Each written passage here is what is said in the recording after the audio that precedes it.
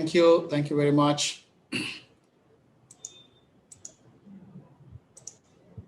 So, welcome back. We had some very good, accelerating sessions so far. Now we are jumping into our last segment of this webinar, the new perspectives. Vaccine supply chain is not just about manufacturing, distribution, and finally the vaccination, but also comprises of various perspectives beyond this obvious. To enlighten us on these perspectives, we have two speakers from a different background to throw some light on their views. First, I would like to invite Mr. Anurag Vesh. Anurag leads the intersection of AI, engineering, behavioral sciences, and design at Fractal. He co-founded Final Bell Consulting, the world's first behavioral sciences-based design and strategy firm. He comes with an extensive experience in driving behavioral change in complex contexts like digital learning, safety, HIV, financial decisions, and health choices across multiple geographies such as US, Africa, Europe, and India. He helped develop the proprietary design process behavior architecture that takes into account the predominantly non-conscious nature of human decision making. He has previously worked at DBS, Wipro, Bharti Telecom, and IMRB. He has done his master's in business economics from Delhi University. The second speaker I'd love to call upon, and the last speaker for the day, Mr. Srikanth Maheshwarappa, who is going to talk about how they merged logistics business with health tech insights to make logistics smarter. Srikanth is an engineer by qualification with over 20 years of experience. He has worked extensively on location-based intelligence systems for more than 15 years. He's passionate about building technologies that can significantly improve the way the world moves. With IoTs are his favorite subject. He's also an expert in understanding the needs and gap analysis. Let's welcome both the speakers to the session. And over to you, Srikanth and Anurag. Yeah, thanks, Raghu. Thanks for the very nice introduction. Right. Thanks, Raghu. Thanks for the generous introduction. And I've been listening to this seminar on and off. Cannot say that I've been on it for the last 3 hours, right? But it's fascinating, and really happy to kind of put some perspective here. So Srikanth, should I go first, or? Yeah, please go ahead. So yeah, I'll keep it short, right? I know we've kind of gone over time, and I'm sure the audience is looking for quick, strong point of views rather than detailed stories, right? So, I mean, I've been hearing the last session, somebody said, that we don't need to be just reactive, we need to be proactive, right? And the way I see it, basically what he's saying is that we all need to behave ourselves, right? I mean, we don't want to misbehave in this situation, right? And it's so easy, right? Because the challenge is so daunting, it's so complex. You've got the governing bodies, you've got the logistical guys, you've got this whole lot of healthcare workers, you've got all kind of people, right, who you are vaccinating. They're not one kind. There's some people who are extremely eager to get the vaccine. Maybe there are some people who are not so eager, who are hesitant, right? Or who are resistant, right? Saying, I don't want it, right? So different kind of people, different level of training of healthcare workers, different kind of technologies kind of coming together. So, it's unprecedented, the kind of mobilization, synchronization that we need, right? And on top of it, we just don't need to vaccinate people. We also need to make sure that people feel that this is efficient, fair, and transparent in every which way, right? And so when I kind of make a sum of all of this, it looks like a massive behavioral challenge, right? It's a challenge that we need to anticipate and we need to kind of plan for it, right? And as I said earlier, right, this challenge is not limited to just the beneficiaries, right? This challenge is also to manage the behaviors of the governing bodies, is to manage the behaviors of the healthcare providers, is to manage the behaviors of those who are transferring and kind of making the vaccine available to us in our spaces, right? So as a behavioral scientist, right, I kind of classified all the different behavioral challenges that we might come across into 4 broad categories, right? Now, one of the first categories is the intent action gap, right? So, this is quite prevalent, right? In every of these massive initiatives, right? all the awareness campaigns, all the authoritative campaigns that come, people generally build a very good intent towards behaving, right? So I want the vaccine, I will be on time, I will provide the right information, will follow the right protocols, and so on and so forth.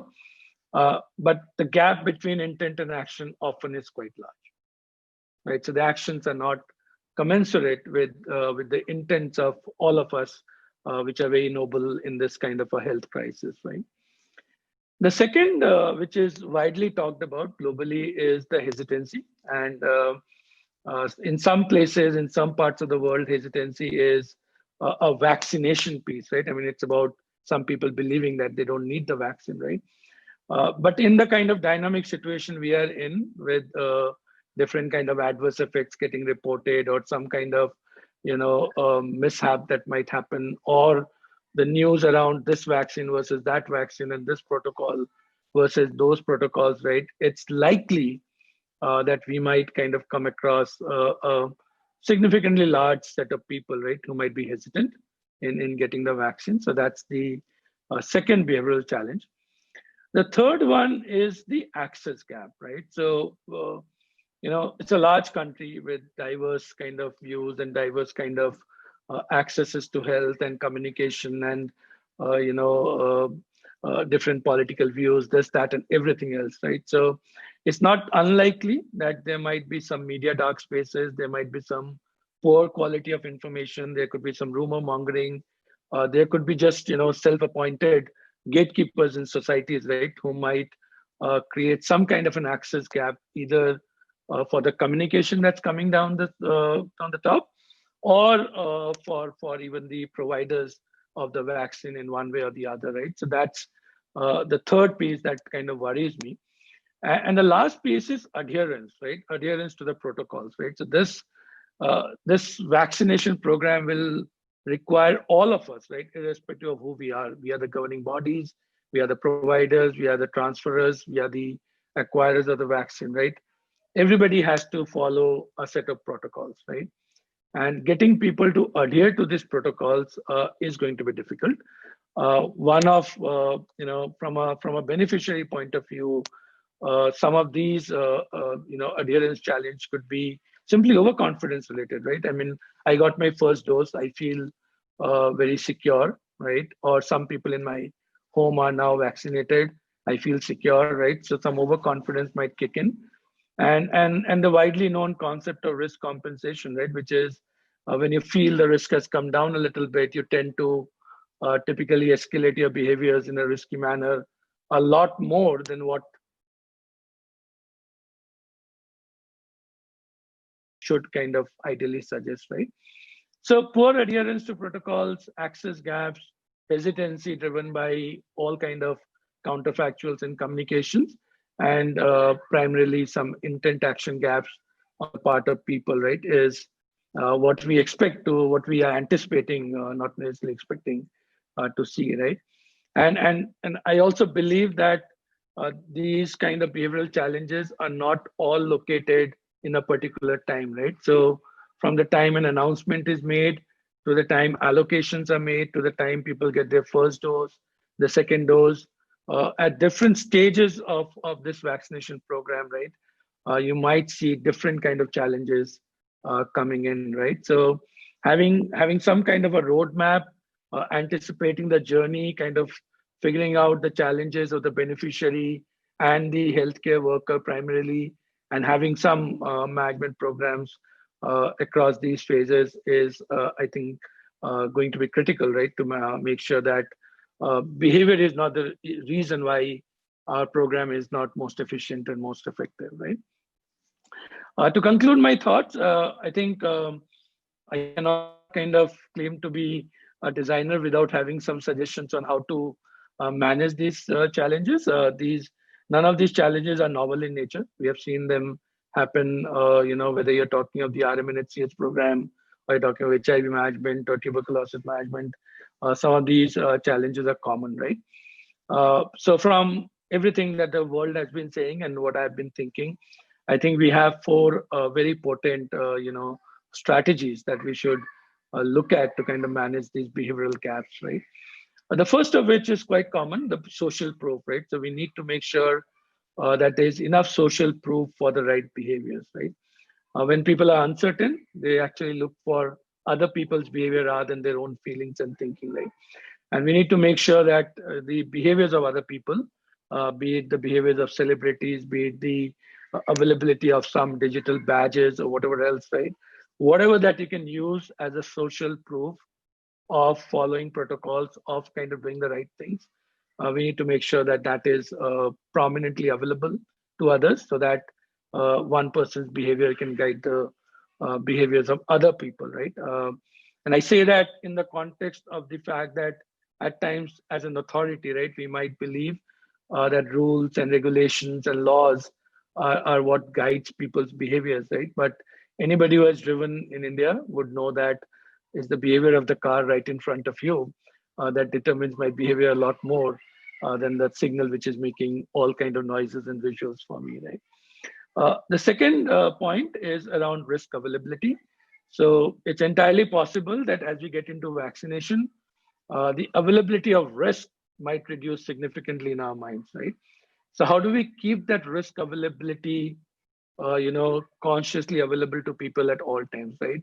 And not take our kind of feet off that paddle, right? As we kind of make the world safer with vaccine, I think for a significant amount of time, the aspect of risk needs to be as available as the aspect of safety with vaccination, right? So those two in tandem needs to be prioritized. The third suggestion is commitment devices, right? Which is how do you get people to commit to information integrity, right? How do you get people to commit to, making sure that if they're taken the first dose, they come back for their second dose, right? And commitment is a well-known principle in behavioral sciences, right? So a small commitment can get us to make a bigger commitment more easily. A social commitment is more powerful than an individual commitment. A written commitment is more powerful than a verbal commitment. So I think as we build front-facing technologies, apps, get people's information, registrations, get them vaccinated, we should use some of these principles. They are they are nudges, right? Which kind of makes us adhere to what we say, in the absence of which we don't necessarily behave as much as we would like others to, right? And my final suggestion from a nudge point of view is to create a balance between empathy and authority, right? In these kind of situations, it's likely that one could run away with the idea of authority, right? Create, very well labeled rules and regulations and communication transfer from bottom to the top and so on and so forth. But I think as we go into the deep of vaccination, the challenges will be rampant and available across.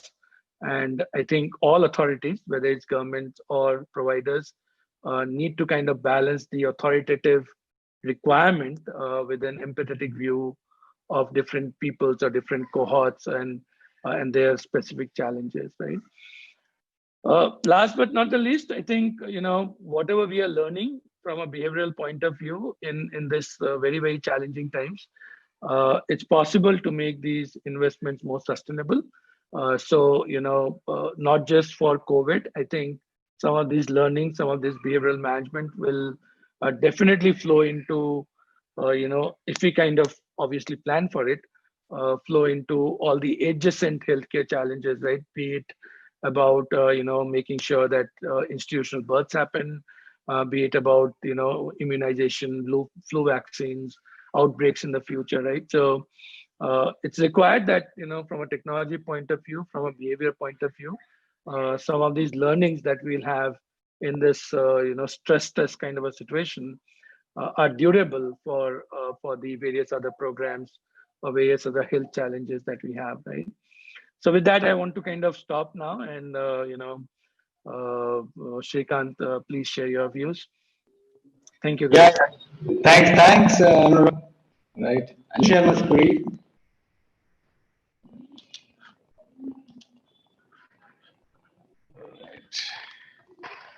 I hope screen is visible, right? Okay. Thank you. I will narrate Q&A on the last slide. I don't want to hold you for long, right? So what I will be talking about today is how do we make logistics smarter with automation and digitization. So what I have found is today we have a lot of application platforms working silos. So how do we get them together? So that is what we will realize out this, right? So the new day is for an application platform that would provide automation and digitization. When we come to the automation process, it's more the coverage would be on the fulfillment process itself, which would cover booking process, getting the logistics network together on a single unified platform. Then the interoperability framework, that is very important. The speakers before me did speak a lot about it. Then we do have a requirement for tracking and routing the shipments, right? Then we have optimization part where which is a truck that is supposed to carry my goods, while it is carrying it right. So that is what we get out of it.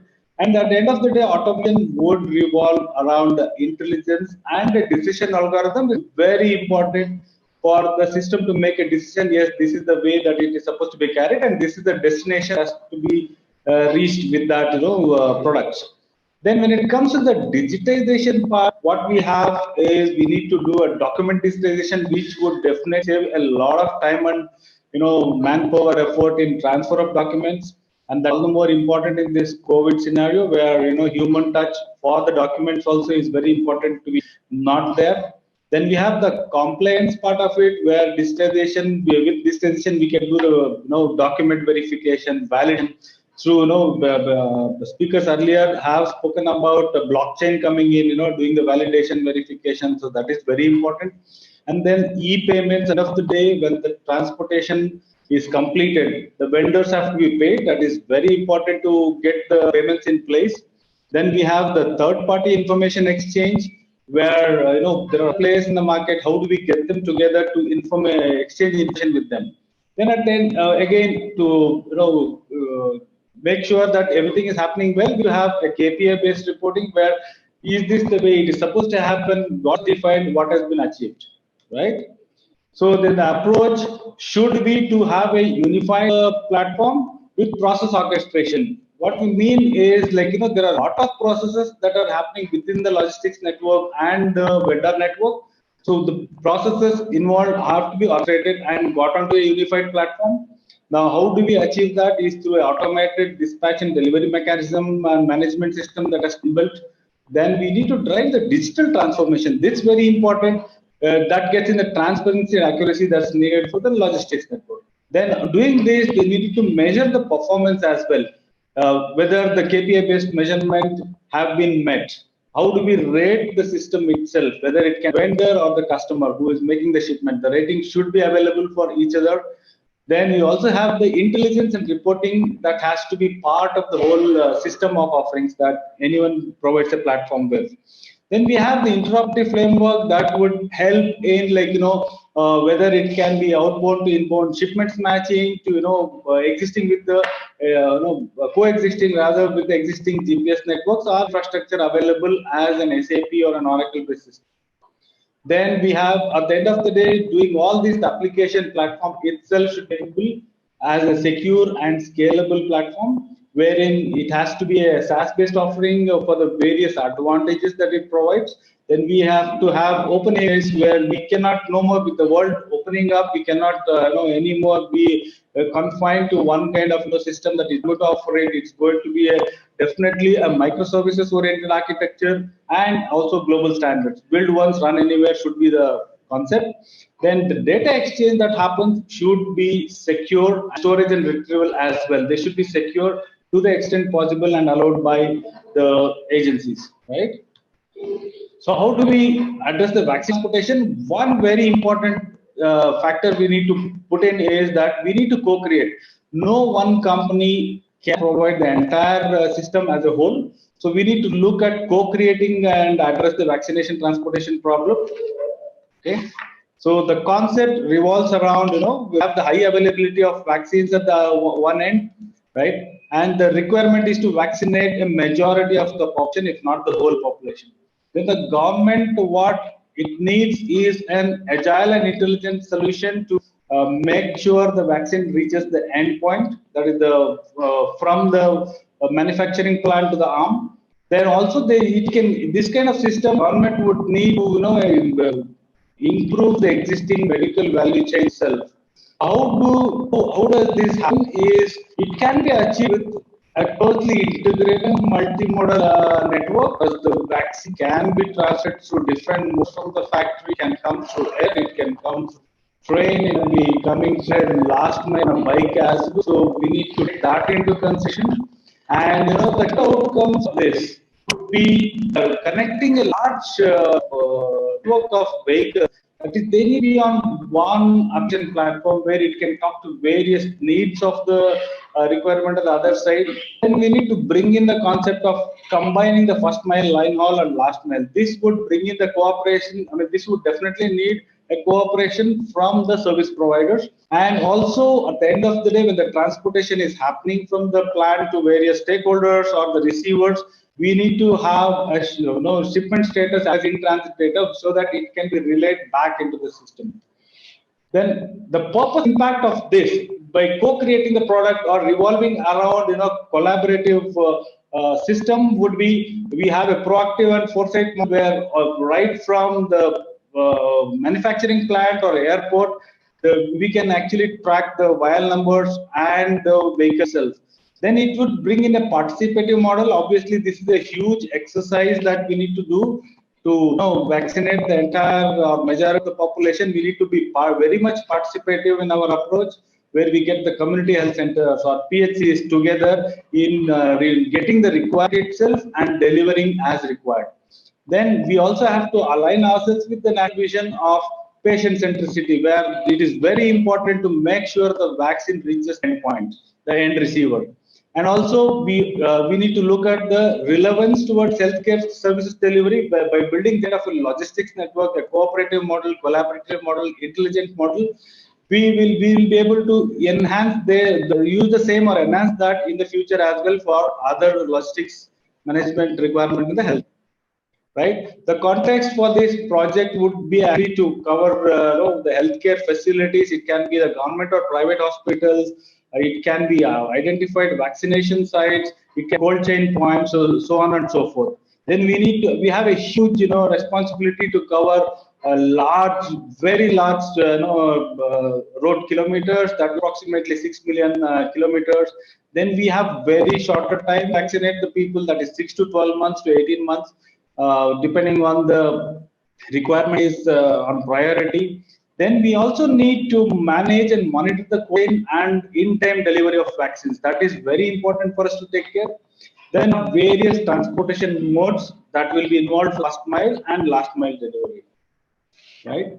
So we can make this happen together, all of us combining together. One is we need to get the shipment required from the CHCs or the health center. Then we need to have a daily, weekly availability and monitoring of the state with just-in-time vaccine movement concept coming in. Then we need to build the capacity. Not only that we transport the vaccine to the right place, we also need to have the skills plan about the planning and management.